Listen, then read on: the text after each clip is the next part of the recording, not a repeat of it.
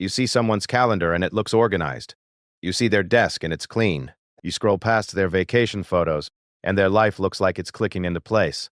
And then you look at your own week, your own inbox, your own mental list of things you haven't started yet, and something hits. Not jealousy exactly, more like confusion. How are they doing it when you're barely keeping up?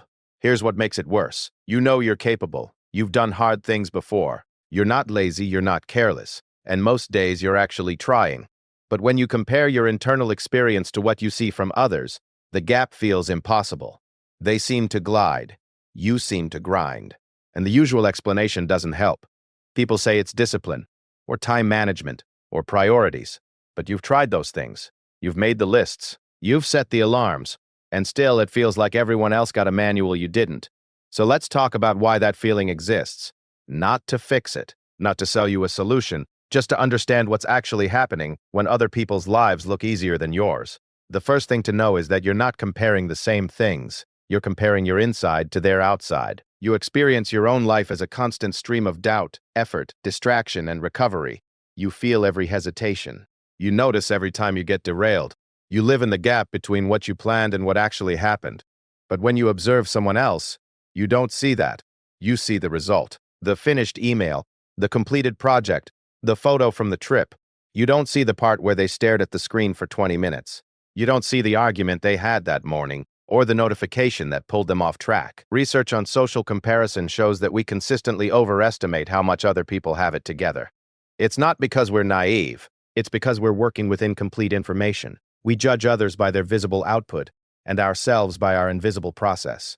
And that gap creates a distortion. It makes their life look like a highlight reel and yours like a blooper reel. But the truth is, everyone's operating from the blooper reel. You just can't see theirs. Let's make this concrete. You're sitting at your desk trying to finish something. You get interrupted by a message. You check it. Then you check another tab. Then you remember something else you forgot to do. 10 minutes pass and you haven't written a sentence. That feels like failure. That feels like proof you're struggling. But here's what you don't see. The person in the next room did the exact same thing. So did the person whose LinkedIn post you admired this morning.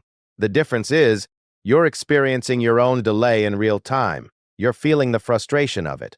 When you see their finished work later, you don't see the 10 minutes. You see the result, and you assume it came easier. This applies to everything. The person who seems calm in meetings might have spent the morning anxious. The person whose home looks tidy might have shoved everything into a closet 10 minutes before you arrived. The person who's traveling might be anxious about money or falling behind at work. You're not seeing the trade-offs, you're seeing the picture. There's another layer. You're also comparing across different life contexts. Someone who looks like they have it together might have fewer responsibilities than you, or different ones. Or they might be struggling in areas you can't see. You're measuring yourself against a standard that doesn't account for what's actually on your plate.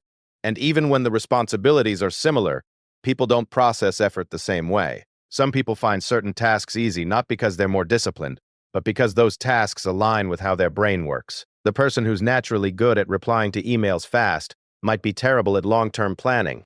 The person who seems organized might be avoiding something else entirely. You're not failing at something others have mastered. You're seeing a curated slice of their life and assuming it represents the whole. Here's where it gets uncomfortable. If you accept that everyone's struggling more than they show, it means you can't use other people's visible success as evidence that you're behind. And that's destabilizing, because we rely on that comparison. It gives us a sense of where we stand. Without it, you're left with just your own experience, and your own experience feels messy. But that's the point. It is messy, for everyone. The difference is just whether you're seeing it from the inside or the outside. This doesn't mean everyone's life is equally difficult. It doesn't mean some people aren't genuinely thriving.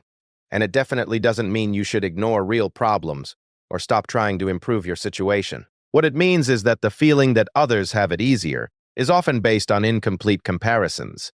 You're measuring your rough draft against their final copy. And when you do that over and over, it creates a story where you're uniquely struggling, where everyone else got something you didn't, where you're behind in a race you didn't realize you were running. But you're not behind. You're just inside your own life where everything feels harder because you're the one doing it. Think about the last time you finished something you'd been avoiding. In the moment, it probably felt difficult, frustrating, slower than it should have been. But if someone asked you about it a week later, you'd probably just say you got it done. You wouldn't describe the internal resistance. You wouldn't mention the false starts. You'd edit it down to the outcome. That's what everyone else is doing too. They're editing, not because they're lying, just because that's how we talk about our lives. We summarize, we clean it up, and in doing so, we make it look simpler than it was. So when you see someone's life and it looks easier, you're not seeing their life. You're seeing the summary, the version they'd give if someone asked. And that version will always feel lighter than the one you're living. This is one of those realizations that doesn't come with a fix. You can know this and still feel the gap.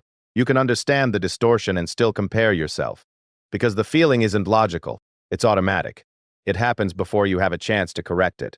But knowing it changes something. It makes the feeling less like evidence and more like noise. It reminds you that the person whose life looks easy is probably sitting somewhere right now feeling the same thing about someone else. Maybe even about you. Because from the outside, your life might look easier than it feels. Someone might see your finished work and assume it came naturally. They might see your calm exterior and think you've got it handled. They don't see the part where you're reading this and recognizing yourself. You're comparing your lived experience to everyone else's edited version. And that comparison will always make you feel like you're falling short. Not because you are, but because the data set is skewed from the start.